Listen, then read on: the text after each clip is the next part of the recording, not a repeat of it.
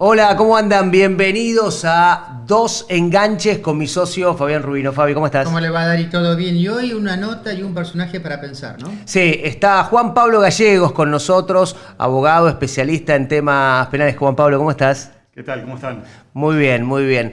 Contanos primero, ¿por qué te dedicaste a esta especialización en el área de abogacía? Es la más dura de todas. Sí, probablemente, pero bueno, esto me remonta a mis comienzos. Yo llevo algo más de 30 años en esto, ¿no? Y efectivamente, en lo que fue mi cursada en la Facultad de Derecho en Buenos Aires, no, digamos, si bien hice fuertes las materias penal y digamos, me gustaron muchísimo, a posteriori de esto es cuando en la Argentina se establece la oralidad en los juicios orales. Recordemos, antes era absolutamente escrito, ¿no? Y esto fue decisivo en mi vuelco profesional. Yo empecé desde el lugar más bajo que se puede empezar en la profesión, sin ningún tipo de padrino, sin familiares, sin tíos, es decir, buscando... Sos primera generación de abogados. Primera generación de abogados, buscando mi primer empleo, en ese momento por un diario clásico en donde se buscaban los empleos, y así comencé a recorrer los tribunales.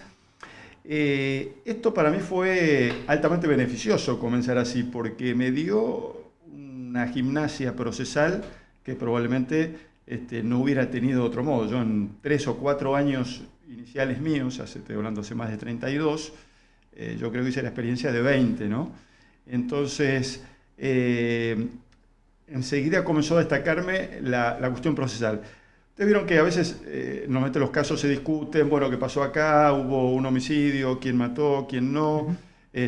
O lo que fuera, ¿se comete un daño? ¿Quién es el responsable? Hay un fondo de la cuestión, pero también hay cuestiones procesales que muchas veces son relevantes y terminan definiendo. A veces dicen, ¿pero qué pasó? Este que parecía culpable termina no siendo, ¿no? Entonces, fui teniendo un desarrollo muy fuerte en lo procesal. Ahora, Juan Pablo, uno dice, Dari, es abogado porque le gusta plata, porque va a hacer mucha plata. Ahora, elegir lo que elegiste, las ramas que elegiste, requiere tener valores muy enaltecidos, muy altos, porque siempre te vemos defendiendo a las víctimas, siempre del lado del que menos tiene. Digo, ¿te importa menos la plata en este sentido? Sí, vos sabés que elegí un camino y siempre fui por ese lugar. Y curiosamente o no, justamente a veces cierta relevancia a través de los medios y demás, es que te vienen a buscar para una cantidad de temas y uno, y ha pasado muchas veces, viendo la posibilidad de sumas enormes y decir, ¿para qué? ¿Para qué si yo consolidé una forma de trabajo, un camino, un nombre? También, como decís vos, yo creo defender valores en la profesión y entonces no los vendo. Por suerte tengo trabajo, por suerte... Porque viene gente sin plata, que no tiene plata. Sí, pero bueno, todo a veces se compensa, ¿no? He llevado casos de los más trascendentes en la Argentina. El del padre Grassi, por ejemplo. Bueno, el de Grassi fue... Tu bisagra. Fue una enorme bisagra en mi caso. Yo tenía poco más de 30 años, me enfrenté a... ¿A quién defendías, recordanos? Ahí a las víctimas, Claro. a 3 chicos, efectivamente sin ningún tipo de recursos, pero además... ¿Quiénes estaban del otro lado? Más de 30 abogados. El poder. Es decir, el poder. Entonces, vos tenías... Yo, como les decía, lo de Grassi se remonta al año 2002. Yo comienzo mi actividad profesional allí por el 95-96. Y en pocos años venía haciendo... A ver, como digo, yo empecé de abajo. Sí he tenido siempre una suerte de idea deportiva en la cabeza. Es decir, yo de la nada misma... El paso a paso. Claro, pero de buscar trabajo por el diario o lo que fuera... Yo pensaba por dentro, yo quiero ser el mejor, yo voy a ser el mejor. Y en ese camino, hasta que unos años después me topo con ese caso importante y luego con otros, fui haciendo escalones donde de repente, bueno, le empezó a ganar a abogados notorios de la época, de la década del 90, fines de los 80, comienzos de los 90. Exactamente. Y era como un camino ascendente donde ya me había hecho un nombre, había trabajado... ya un año en Madrid. Ahora, en el caso del cura Grassi, digamos, dijiste, ¿dónde estoy? ¿Qué diablo? ¿Qué hago acá? Mirá, como les decía, Yo me crié en Castelar, en la provincia de Buenos Aires. El caso de Graci tramitaba en Morón. Bueno. Con esto digo que yo inicié mi carrera de abogacía viajando a los tribunales del centro en el tren Sarmiento, por así decirlo, ¿no? Pero bueno, en ese camino ascendente, digamos, de algún modo, también veo el informe de cuando ocurre lo de Graci, veo la avalancha y yo prendía todos los canales y aparecía Graci con una cantidad de abogados diciendo, no, estos son unos mentirosos, la causa se cae, todo mentira, tal y tal. Yo ese entonces, un par de años antes, había participado de lo que fue la creación del Comité de Derechos del Niño en la Argentina, en ese momento presidido por Estela Carlotto, y de repente veo esos fogonazos y me pregunto, ¿y quién va a defender a estos pibes? Digo, pues, a ver, yo como abogado sospecho siempre, ¿no? Es decir, siempre me ubico del lado de la víctima, pero siempre me hago las preguntas del caso. Es decir, una denuncia puede ser cierta o puede no ser. Claro. Entonces, ahora digo, si esto es cierto, ¿quién los va a defender? Porque lo que veo es abogados tirando y tirando, muchos periodistas fanatizados, probablemente de buena fe, ¿no? Porque Graci era una persona que... ¿Y cómo llegaste a defenderlos? Entonces, primero veo el programa, pasan las horas, me hago una especie de construcción interna, ¿no? En ese momento pasan los días y veo que sigue esa avalancha. Hablo con Estela Carlotto, digo, ¿qué pasa con estos chicos? Intento acercarme a conocer, digamos, las declaraciones, las pericias. Las causas. La causa. Y ahí doy con un perito de la causa, donde veo los testimonios de los chicos. Ahí intento conectarme también con gente cercana a quienes hicieron la investigación periodística. Entonces, bueno, veo los elementos y digo, yo no tengo dudas. Digo, yo a esa instancia era muy joven, pero sí había llevado causas de abuso de una cierta relevancia. Cuando veo los elementos digo, no tengo dudas que estos hechos son ciertos. Entonces, y conozco a los chicos, y fue un quiebre conocerlos, porque bueno, y ahí es donde digo, me meto, claro, vuelvo a decir, era una parafernalia. Te interrumpo, sí. Y te pregunto, porque es un caso tan duro, ¿no? Con víctimas que son chicos y de un delito tan delicado como este. En algún momento, en algún caso, vos te partiste, quebrás, digo, en la intimidad. Vos estás leyendo determinado testimonio, llegás a determinadas conclusiones.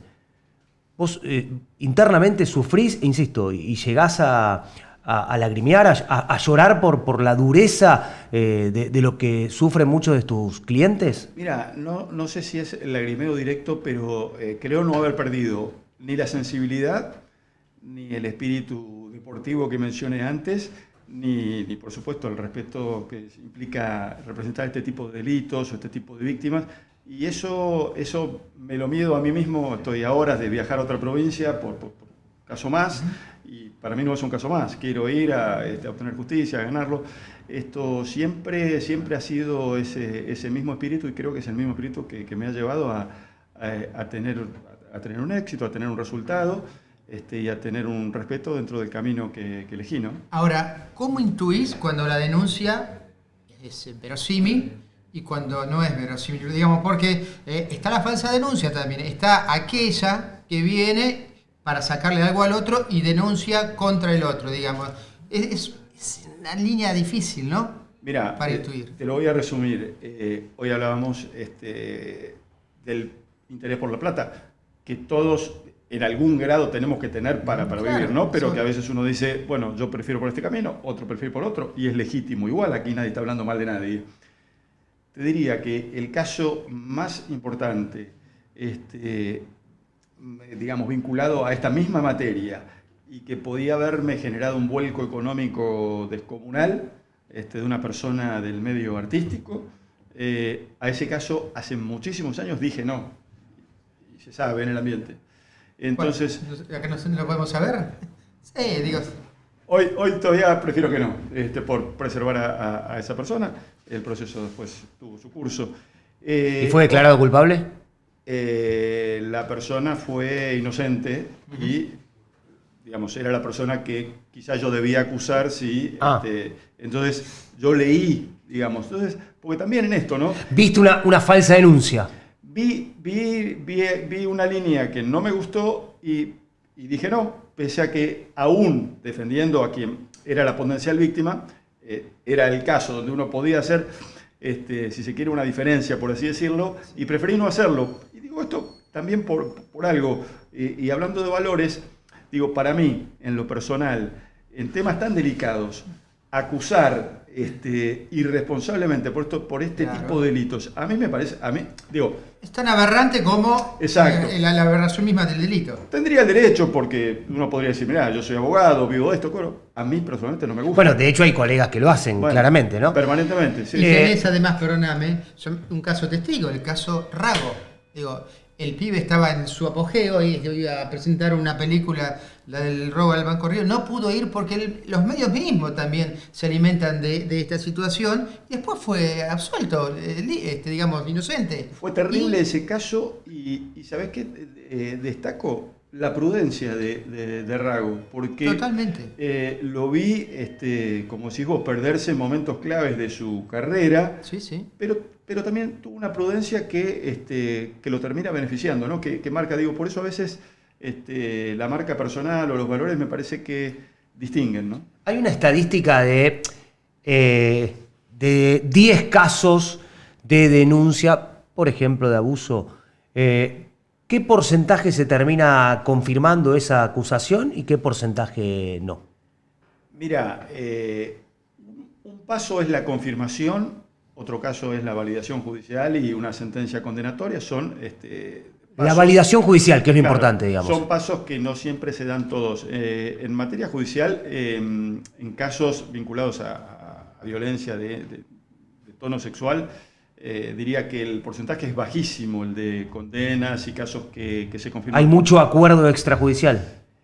Yo creo que, increíblemente, me da la impresión que me ha tocado, hablando de rubros, de casi sin saberlo, inventar un rubro. ¿Por qué digo esto? Porque yo efectivamente trabajaba en este área, me capacité, tuve casos, hice trabajos en distintos países y demás, pero justamente cuando me toca el caso Grassi, aparecen 30 abogados de los más conocidos de la Argentina. Podemos hacer nombres desde Luis Moreno Campo para abajo. Estuvo Miguel Pierri, estuvo Jorge Sandro. ¿El ministro de Justicia de ahora estuvo o no? Fue el único que creo que en su momento le ofrecieron y el único que no aceptó. De todos los estudios relevantes de la época, todos aceptaron. Entonces, me parece que bueno, y recuerdo que el actual ministro tuvo una consideración especial por mi trabajo en ese momento y no aceptó participar. Pero bueno, yo creo que en estos casos entonces se hizo un camino, porque digamos, capaz fue el primer gran caso donde aparecía un poderoso que podía pagar mucho por esto. Entonces, hoy por hoy es moda.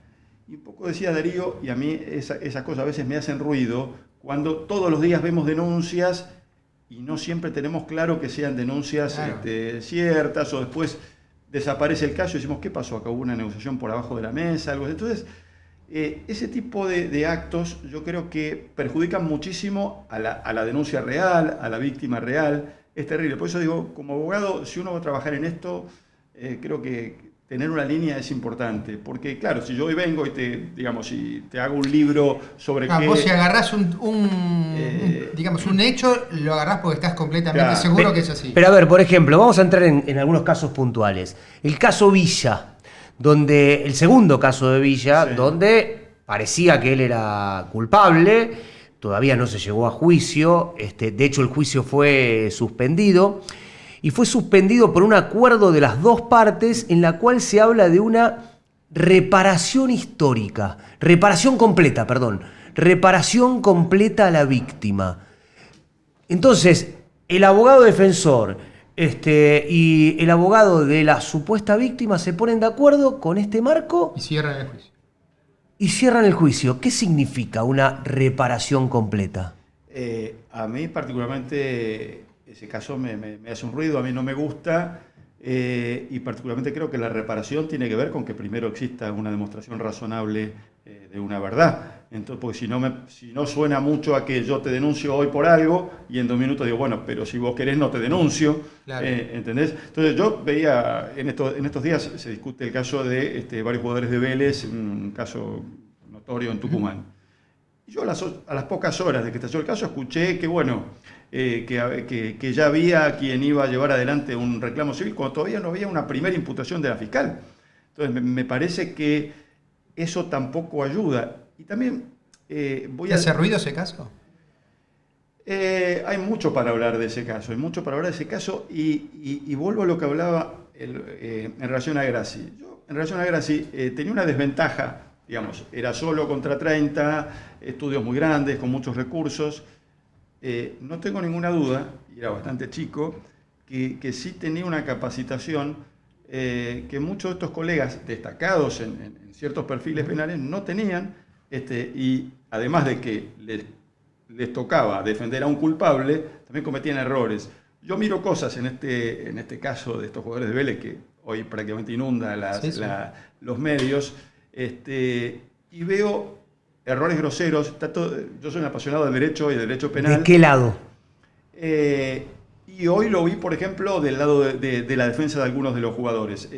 Por lo que entendí, se aportó un video que marca la salida de dos jugadores en un pasillo. Y de la chica. Florentini y Cufré. Claro. Salen supuestamente yendo al casino después de haber consumado el acto. Claro. Entonces, a veces me parece que los abogados defensores enfocan en descalificar a la víctima. No, ella quería, ella le gustó, ella buscó tal cosa, ella vino sola, lo que sea. Y dejan en el camino una cantidad de evidencias, digamos. Está bien, está claro porque es un caso que ya está muy hablado, que había por lo menos 4 jugadores que, quieras o no, estaban dentro de la habitación y demás, pero la verdad que como defensa aportar la salida de 2 jugadores que se lo ven casi en un tono muy eufórico, riéndose, alegre y qué sé yo, a la hora o a minutos de que la víctima se fue, yo creo que no los ayuda, por ejemplo, pero creo que mencionan, bueno, queremos demostrar que teníamos una remera blanca y no una remera azul. A ver, eso no es, digo, a grosso modo, eso no es relevante en el relato de una víctima, que se acuerde exactamente qué anillo tenía claro, su agresor. Pero sí es relevante confirmar la escena del crimen de alguna manera o en qué estado salen las personas que lo atacaron. Entonces, se cometen ese tipo de errores. Yo me remonto a un caso que tuvo un final extraño, o no tan extraño, pero bueno, que es el caso de D'Artés. Recuerdo que cuando ocurre el hecho, Mauro Viale tiene el tino de buscar una nota que quería todo el país y la consigue, va a la casa y D'Artés, digamos, que no se lo veía en muy buen estado, reconoce exactamente el lugar donde estuvo, que la víctima entró a la habitación y demás. Creo que ahí dio un hándicap enorme él, su defensa y demás. Después la cuestión, digamos, se desarrolló en otro país, una cuestión de transcurso del tiempo, un montón de cosas, pero yo pensaba por dentro, a ver, desde el punto de vista mío, me pongo del lado de la víctima, pero analizo, digamos, cómo juega el otro equipo. Entonces jamás probablemente se iba a poder demostrar que 15 años atrás o 10 años atrás estuvo él y esa persona en esa habitación, pero bueno, él mismo lo dijo. De mi parte, la última pregunta, digamos, cortita en ese pie. Porque dio muchas vueltas ese caso de D'Artés. ¿D'Artés, culpable o inocente? Mirá, yo entiendo que la justicia lo termina absolviendo en Brasil, con lo cual goza de ese principio de inocencia. Sí. En lo personal creo que la víctima tuvo un relato que a mí me pareció consistente y convincente. Creo que hubo fallas, así como analizo los dos equipos, creo que hubo fallas en la acusación. Y bueno, también hay que aceptar que cuando una persona, porque la justicia lo decide, conserva su estado de inocencia, bueno, no es una persona que yo diría, sí, me parece que el caso de Pablo Rago para mí es un caso de limpieza absoluta de una persona que evidentemente no fue bien acusada. A mí me queda el tema de los rugbyers. En el tema de los rugbyers, bueno, decidieron no declarar, todos fueron defendidos por el mismo abogado, por Tomei. Hay muchos que fueron condenados a cadena perpetua. Ahora, al menos 2 de ellos decidieron cambiar de abogado. ¿Vos crees que hay lugar para un cambio de carátula, para bajarle la condena a estas 8 personas, estos 8 rugbyers, entre comillas, no eran todos rugbyers, pero bueno, que fueron condenados a perpetua? Mira, la oportunidad central era en la Cámara de Casación, esa primera oportunidad importante la perdieron. Yo creo que donde hay un gran abogado entrando, siempre hay chances de resolver y de obtener un pronunciamiento favorable. Yo creo que fue un enorme error de todas esas personas ser representadas por un mismo abogado. Es decir, a todas luces, más allá de que mediáticamente a todos nos indignó ver a un chico la muerte de pateado, Fernando, sí. Un espanto para todos. Y si hoy vemos el video, nos duele hoy igual. Ahora digo, una persona que estaba a 15 metros no tiene la misma responsabilidad que patea. Ahora, si esa persona que estaba a 15 metros está representada por el mismo abogado y hoy escucho que dice, y a mí no me dejaron declarar, a mí no me dejaron llevar una prueba, algo, ojo con esto, porque yo creo que ahí hay una responsabilidad también de los tribunales. Cuando vos sos juez y vos ves que estás por dictar una cantidad de cadenas perpetuas, que no es una broma, ¿no? Es por lo menos 35 años presos, chicos de 18, 19 años, que si es justo, está bien, y si no es justo, está mal. Entonces digo, si vos ves un error en su defensa, o que uno, porque esto es simple, si yo como abogado de afuera lo veo, digo, no es lo mismo el que patea que el que está a 20 metros. El que graba. Claro, por ejemplo. Entonces, yo creo que habrá que ver si el juez o el tribunal de juicio no tenía que haber dicho, bueno, paramos acá el juicio, claro, y se designa un abogado de oficio para X persona, porque eso no significa siquiera anticipar el resultado, pero decir, bueno, si ya de entrada sé que uno estaba a 20 metros y otro estaba pateando, digo, acá hay intereses contrapuestos. Lo que pasa es que la condena social probablemente, colaboró para esto. Claro, para que la persona que esté a 15 metros probablemente tenga la misma condena que el que pegó una patada en la cabeza. Yo creo que un juez y un tribunal de juicio cobran para estar. Yo no voy a decir que la presión social no influye, que el periodismo no influye, pero para ser un tribunal tiene que abstraerse, y si había una mirada distinta tenía que haberse pronunciado. ¿Hubieses defendido a un rugbyer? No me gustó el caso tampoco, no. La verdad es que, insisto, tengo una connotación siempre más cercana a las víctimas, lo cual no me deja de permitir distinguir a veces responsabilidades o situaciones que debían ser más favorables y demás, ¿no? Y yo creo que el abogado sí cumple una función también importante, como los tribunales, y vuelvo a Grassi. Cuando empezó el caso Grassi, era 80-20 a favor de Grassi, la propia opinión pública y la prensa. Yo no me peleé con nadie. Y estaba convencido que la mayoría de los periodistas que opinaban a favor, opinaban de buena fe. Como yo tenía una buena opinión de Grassi antes. Entonces, a mí me tocó hacer un trabajo también desde lo público que ayudó a comprenderlo. Pero bueno, creo que los jueces y los abogados también tenemos que adaptarnos a eso. Lo último, muy cortito. ¿A quién te hubiera gustado defender? En un caso resonante, en un caso como decís, mira, yo tenía una mirada que creo que lo hubiera ayudado a tal víctima, a tal persona. ¿A quién te hubiera gustado defender? Mira, yo tengo casi una pasión por los casos imposibles. O sea, Grassi era un caso imposible, otra cantidad de casos. Hace 2-3 años atrás gané un caso de Tucumán resonante de un funcionario de Alperovich condenado, que se habla de...